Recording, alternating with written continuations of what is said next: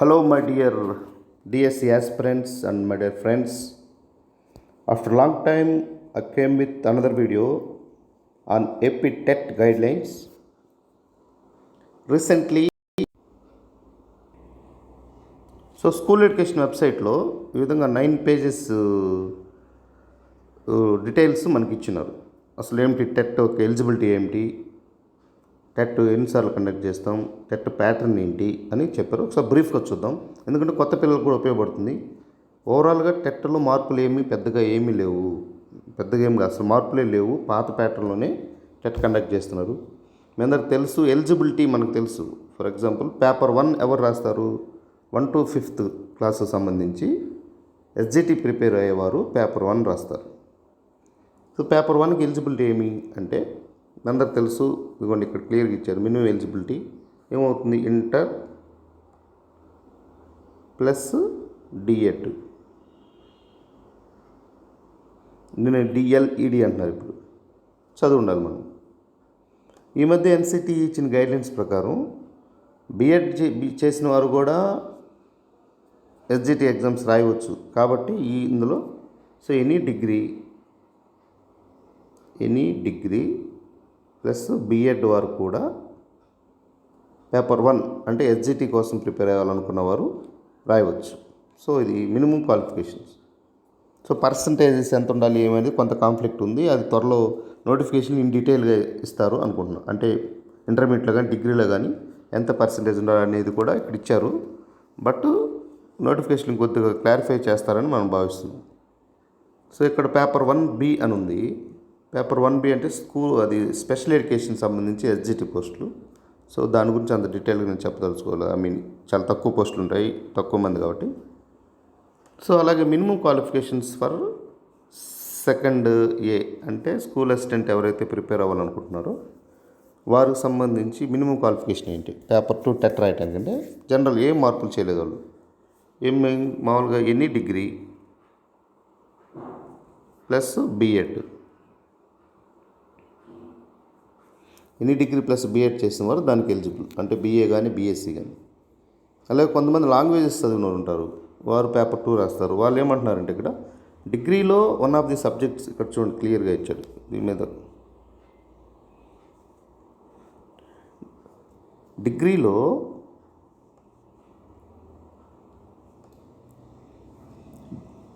Language అంటే MA Telugu, BA literature, డిగ్రీలో literature చదువుతుంటారు. Telugu literature చదివి టీపీటీ కానీ బిఎడ్లో ఇంగ్లీష్ మెథడాలజీ అలా చదివిన వారు అది రాయిచ్చేది. పేపర్ 2 లాంగ్వేజ్ సంబంధించి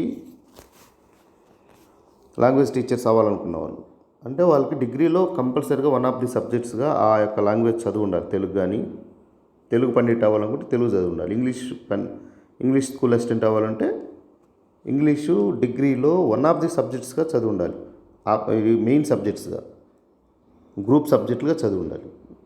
సో ఈ మధ్య ఎంఏ ఇంగ్లీష్ చేసిన వారు ఇట్లా వాళ్ళు కూడా కొన్ని అవకాశాలు ఇస్తున్నారు. అది మెన్షన్ చేశాడు యాక్చువల్లీ ఇక్కడ. సో దీనికి సంబంధించి ఇంకొంచెం డీటెయిల్గా నోటిఫికేషన్లో ఇస్తారు. Okay. So pattern of TET structure ఏంటి? టెట్ ఎన్ని మార్కులకి ఏంటి? టెట్ 150 మార్కులకు ఉంటుంది.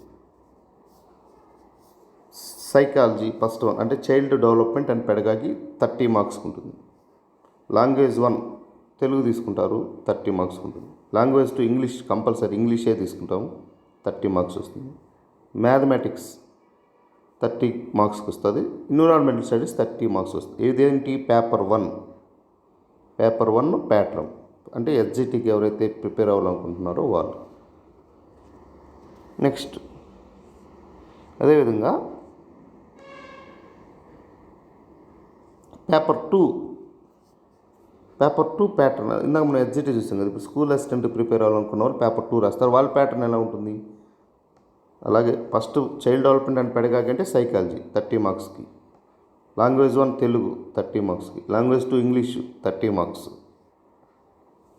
సైన్స్ వాళ్ళు ఉంటారు, బయాలజీ మ్యాథ్స్ ఎంపీసీ వాళ్ళు కానీ బైపీసీ వాళ్ళు కానీ డిగ్రీలో వాళ్ళు మ్యాథమెటిక్స్ అండ్ సైన్స్ కలిపి 60 మార్క్స్ వస్తుంది. అంటే ఓన్లీ సోషల్ స్టడీస్ వాళ్ళు ఉంటారు, వాళ్ళకైతే వాళ్ళ సబ్జెక్ట్స్ సోషల్ 60 మార్క్స్కి వస్తుంది. లాంగ్వేజెస్ వాళ్ళు ఏ సబ్జెక్ట్ తీసుకుంటే అది వాళ్ళకి 60 మార్క్స్ వస్తుంది. ఇది స్కూల్ అసిస్టెంట్ ప్యాటర్న్. అంటే 30+30+30+60 ఆ ప్యాటర్న్లో ఉంటాం మనం. 3 30s ఉంటాయి, 60 మార్క్స్ ఒకటి ఉంటుంది.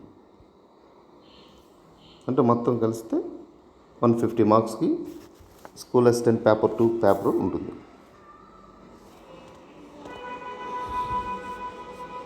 సో ఇంకొంచెం డీటెయిల్డ్గా పేపర్ 2 స్కూల్ అసిస్టెంట్ డీటెయిల్డ్గా ఏ సబ్జెక్ట్లో ఎంత వస్తుందో ఇక్కడ క్లియర్గా మ్యాటర్ ఇచ్చినారు. సో అది మనకి నోటిఫికేషన్ ఇంకా క్లియర్గా ఉంటుంది. సో ఇక్కడ కూడా ఇచ్చారు మనకి. సో మనం ముందుకెళ్దాం. సో ఇక్కడ వెరీ ఇంపార్టెంట్ థింగ్ అంటే మీడియం ఆఫ్ క్వశ్చన్ పేపర్ అని ఇచ్చాడు. So medium of question paper both లాంగ్వేజ్లో ఉంటుంది. అంటే ఒక ప్రశ్న ఇంగ్లీష్లో వేస్తాడు, తెలుగులో వేస్తాడు. ఇది చాలా యూస్ఫుల్గా ఉంటుంది.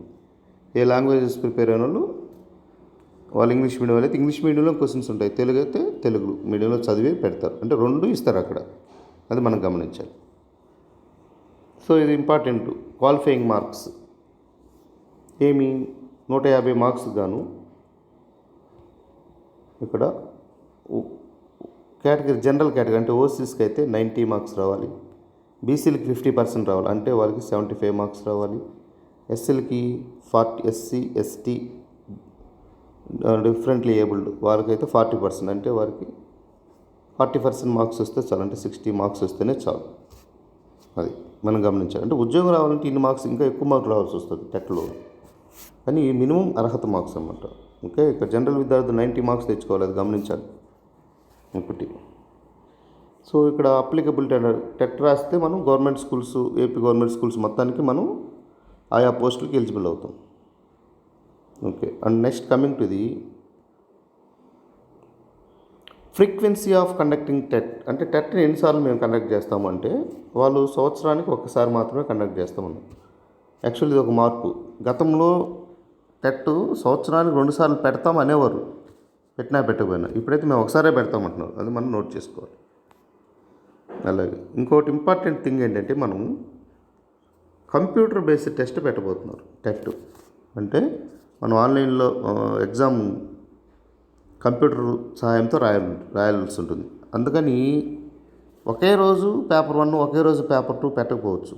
అంటే పేపర్ 1 ఎస్జిటి ప్రిపేర్ అయ్యే వాళ్ళకి పెట్టే పేపర్ 1 టెట్ ఒక వారం రోజులు జరగచ్చు. అంటే 7 పేపర్స్ ఒక రోజు ఒకరికి పడుతుంది, ఇంకొంతమందికి ఇంకో రోజు రాస్తారు. అంటే పేపర్లు వేరు పేపర్లు ఇస్తారు, వేరు రోజుల్లో టెట్ జరుగుతుంది. ఎందుకు? కంప్యూటర్ బేస్డ్ టెస్ట్ కాబట్టి ఒకే రోజు జరగదు. మన గతంలో కూడా డిఎస్సి కూడా అట్నే చేశారు. అది మనకు చాలా ఇంపార్టెంట్ థింగ్ ఇది. అండ్ అనదర్ వన్,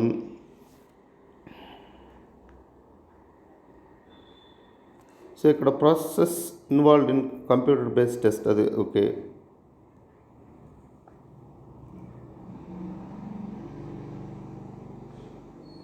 కానీ ఇక్కడ టెట్లో ఇంకో చోట ఒకటి ఇచ్చినాడు.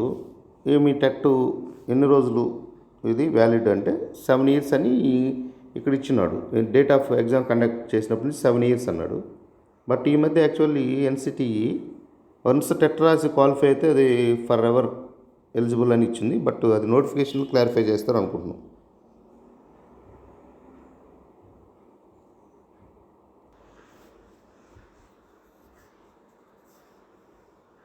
సో ఇక్కడ గమనిస్తే the validity of TET certificate 7 years అన్నాడు. అదే మనం చెప్పాం కదా. బట్ ఎన్సిటి దీన్ని లైఫ్ ఫర్ ఎవర్ చేసింది. అంటే ఒకసారి టెట్ రాసి క్వాలిఫై అయితే ఇక నుంచి పెట్టే వాటిలో ఫర్ ఎవర్ లైఫ్ లాంగ్ క్వాలిఫైడే అని చెప్పింది. బట్ అది మేబీ రేపు టెట్ నోటిఫికేషన్లో కంపల్సరీగా ఈ పాయింట్ని మారుస్తారు అని నేను అనుకుంటున్నాను. సో ఇది ఫ్రెండ్స్. సో రేపు ఏప్రిల్ గవర్నమెంట్ చెప్తుంది, ఏప్రిల్ నెలలో ఉగాది రోజు ఎగ్జామ్ సంబంధించి క్యాలెండర్ ఇయర్ని వాళ్ళు అనౌన్స్ చేయబోతున్నారు. సో ఆ క్యాలెండర్ ఇయర్లోనే గ్యారంటీగా క్యాలెండర్లో డిఎస్సి పోస్టులు ఎన్ని ఉన్నాయి అని తప్పకుండా చెప్తారు. మనం మొదటి నుంచి చెప్తుంది, డిఎస్సి సాధించాలంటే ముందస్తు ప్రణాళిక అవసరం.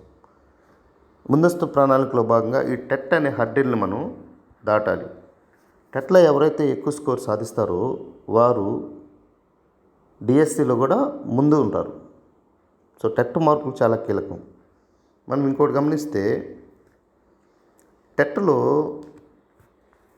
మొత్తం 150 మార్క్స్కి పేపర్ 1 కానీ పేపర్ 2 అయితే English 30 marks, Telugu 30 marks, psychology 30 marks. అంటే ఇవి 90 మార్క్స్కి మన సబ్జెక్ట్ కానిది అదర్ దాన్ ఇక్కడ సైకాలజీ, తెలుగు, ఇంగ్లీషే ఉన్నాయి. అంటే ఈ మూడు ఎంత కీలకం అనేది మనం గమనించాలి. ఇవన్నీ కూడా సైకాలజీ అంత హార్డ్గా ఏమి ఇవ్వరు. సైకాలజీ అంటే కొంతమంది భయం క్రియేట్ చేసి సొమ్ము చేసుకోవడం జరుగుతుంది. అంత అవసరం ఏం లేదు. చక్కగా సిస్టమేటిక్గా ప్రిపేర్ అయితే సైకాలజీలో ఫుల్ మార్క్స్ వస్తాయి. గతంలో నా క్లాసెస్ ఫాలో అయిన అనేక మంది చెప్పిన మాటలు బట్ నేను చెప్తున్నా. అదేవిధంగా తెలుగు కూడా మన స్కూల్ బుక్స్లో ఏమున్నాయో ఫాలో అయితే సరిపోతుంది. అలాగే ఇంగ్లీష్ కూడా మన స్కూల్ బుక్స్ నుంచే ఇస్తారు. సో ఇది చాలా కీలకం ఈ 3 సబ్జెక్టులు అనేది మీరు గమనించండి friends. Okay, all the best. మరి ఒక థింగ్, నేను ఈ సైకాలజీ సంబంధించి వీడియోలు ఇంకా చేద్దాం అనుకుంటున్నాను. I wish you all the best. Thank you.